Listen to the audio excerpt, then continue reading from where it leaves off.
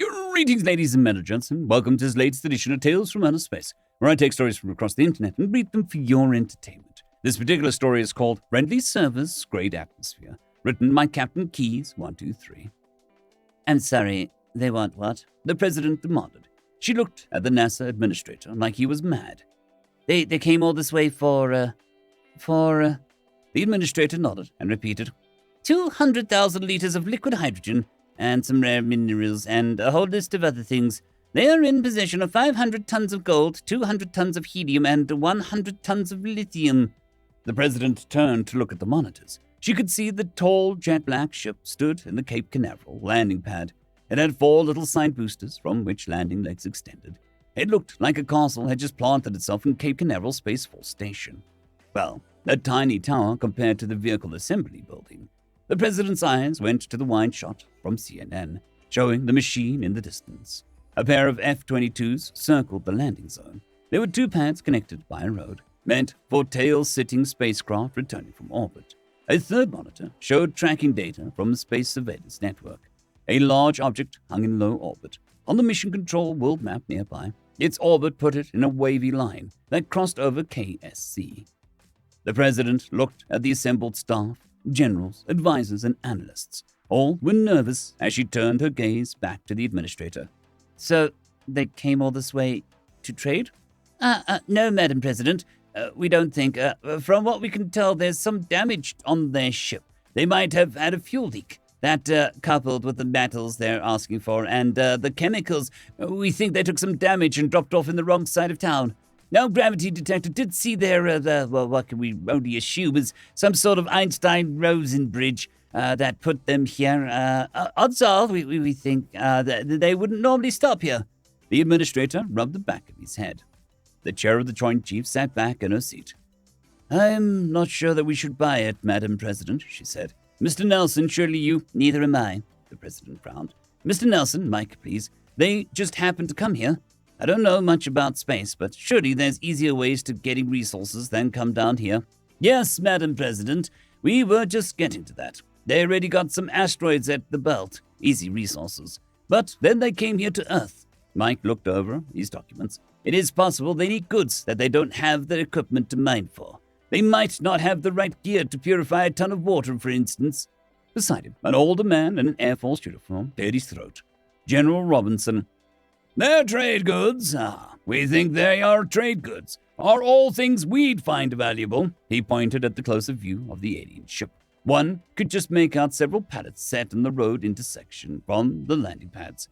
The U.S. only mined 200 tons of gold last year, and we need helium and lithium. They put billions of dollars worth of supplies on the launch pad, and we think they're waiting for our response, the Secretary of Commerce said.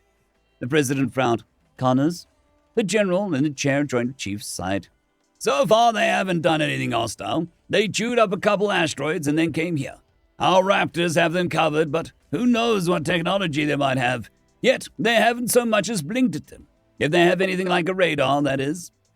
The president looked at Mike. So these aliens showed up because they had a breakdown? They came here and asked for a ton of resources? It's not that much, actually, Robinson said. We can easily provide the hydrogen they want. The tanks at the launch pad 39 have 5 million liters. It's the world's largest container of liquid hydrogen, Mike said helpfully. It's meant to fill up the SLS rockets. They want a bit more than a 747 needs. So they want a few measly resources, Connors said, leaning forward. Is this like the stuff about Indians giving away Manhattan for beads? We trade things for weird green squares, don't we? Robinson asked. Plus, that's a racist myth, and perpetuates the idea that all native people traded away their land, Mike said.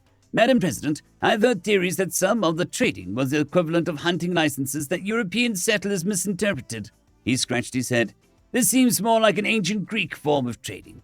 There was one group that used to come up, put trade goods out, and then hide, and wait for the other guys to get them. Then the other guys would leave behind anything they thought of value until they all agreed.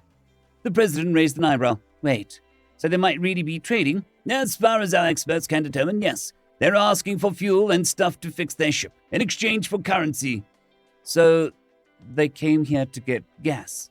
Connors rubbed her face. Really? Then why come to Cape Canaveral? It is the biggest spaceport in the world, Robinson said. To a spacefaring society, what would be the most valuable real estate on the planet? Mike nodded. Right. Think about it. The Great Plains? One of the cabinet members asked. For food? Silicon Valley, another suggested. Anywhere with lots of resources, the president suggested.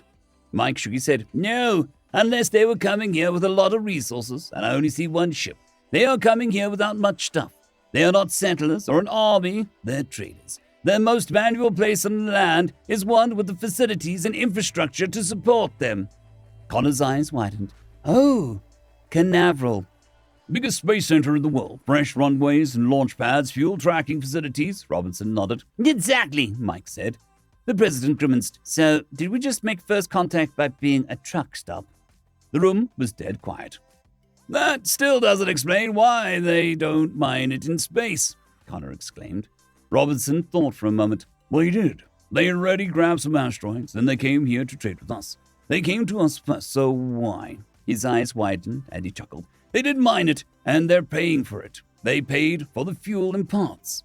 Mike nodded. Hey, that makes sense. He looked at the president. You wouldn't just go in and steal some gas from someone's car if you broke down, would you? No. They didn't want to mine it because they considered the solar system ours, so they came here to pay for it. The president pursed her lips. So we're not a truck stop, we're a service area. They came here because they're afraid of being perceived as shoplifting? Well, if they're so concerned about being rude, maybe we need to be good hosts, Robinson mused. Hey, we give great service, Mike said. End of story. Story number 2. The Ingenuity That Is Hiccups, written by MarlynnOfMany. I leaned against the broom and yawned, tired in more ways than one. The mess in the storage hold was going to take a while to clean. And just because the universe had ironic timing, I hiccuped while my mouth was wide opened. It echoes off the metal walls. Luckily for me, none of my alien crewmates were there to hear it. Or so I thought. A bundle of tentacles and a curious squid face peered around the doorway. I sighed, hiccuping again. Yes, it's me. No, I'm not doing it on purpose. Mer eased into the room, stepping carefully around the snowdrifts of flour from where the storage crate had broken. Why are you making that kind of noise on accident? He was carrying a bundle of something wrapped up in one tentacle, but seemed more interested in conversation than in whatever that was. It's called Hiccups, I said. I suppose it's too much to hope that other species also have to deal with this too. As much as I tried to get the sentence out smoothly, I was betrayed at the end. None that I know of, so what is it, some kind of compulsion? No, nothing like that. I went back to sweeping with irritated strokes of the broom. It's a muscle spasm that's never been fully explained. It usually goes away pretty quickly for me, but it is annoying, much like this flower. Yeah, I bet. Merce said, looking around the room. He uncurled his tentacle. I brought batteries for the big gravity wand. Oh, Paint just went to get some. Thank you. She'll be back soon. Good, Merce said, wiping the flour dust that was already settling on him. Ugh, this is unpleasant. Sure it is, I hiccuped, followed by an exasperated tone. At least I don't get acid reflux with the hiccups. Small mercies. Mer asked, get what? As Paint arrived, wielding a big gravity wand like a broadsword. Stand back! Oh, hi, Mer. These batteries are only half charged, so I'm going to clean as fast as I can. As short as she was, she looked like a scaly child waving around a grown-up weapon that she had no business using, which wasn't entirely wrong. I am standing back, I announced, taking my broom to the door where the air was cleaner. Paint gave me a sideways look, finger hesitating over the power button. I sighed and brushed the flour dust off my sleeve. It's a stupid human thing. Muscle spasms, Mer put in helpfully. Apparently sometimes they come with acid. With what? Paint demanded. Not like that, I hurried to clarify. Some people get stomach acid smashing up their throat, just enough to hurt. That's terrible, Paint said, concern all over her scaly orange face. What causes it? No one's really sure. My favorite theory is that it's an evolutionary history. Our brains trying to breathe with gills, but... I paused for another hiccup. Pretty sure that that's not actually it. Wild, Mer said. Here, Paint, I brought fresh batteries. No, thank you. No wonder I couldn't find them. That would have been a great time for the hiccups to stop, while the conversation had moved on, but no such luck. I leaned against the doorframe and tried to breathe evenly. Paint juggled the batteries, finally setting the gravity wand on the floor to swap them out properly. After another loud hiccup, she asked, "What makes the muscle spasms go away?"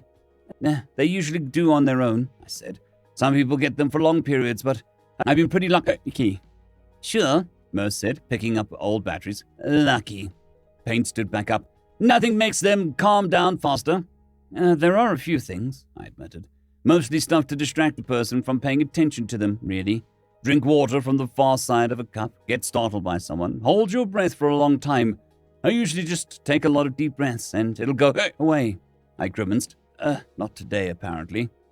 Something hard closed around both my shoulders and yanked me backwards into the hallway, to where open mandibles were hissing in my face, surrounded by shiny black exoskeleton and terrifying faceted eyes. "Ah, gods, Trilly!" I stumbled upright, gasping for breath, as she released me to far too much smugness. "You are welcome," Trilly purred. "Was that enough of a startle, or should I find a nice hiding place to jump out from?" "I'm good, thanks," I said. My heart was beating dangerously fast, but the hiccups were long gone. Disappointing," Trilly said, dropping the hiss. "Let me know if you require any further medical terror." Then she glided off down the hallway on many quiet bug legs. I shuddered a little. "Yeah, sure, I'll do that." Paint was wide-eyed, crouched to pick up the gravity wand where she dropped it. I dropped the broom too, and I hadn't heard either of them fall. The batteries had fallen out again. Paint asked, "Are you going to tell her the next time you have those spasms?" "No, I don't think I will." "I might," Merce said with a grin. "Hey now," I said sternly, bending to pick up the broom. "Don't make me sweep flour on you." He laughed and danced out of range, and the three of us got back to work, cleaning up with nary a hiccup. I did sneeze at the dust, which started a whole other conversation, but at least they knew what those were. End of story.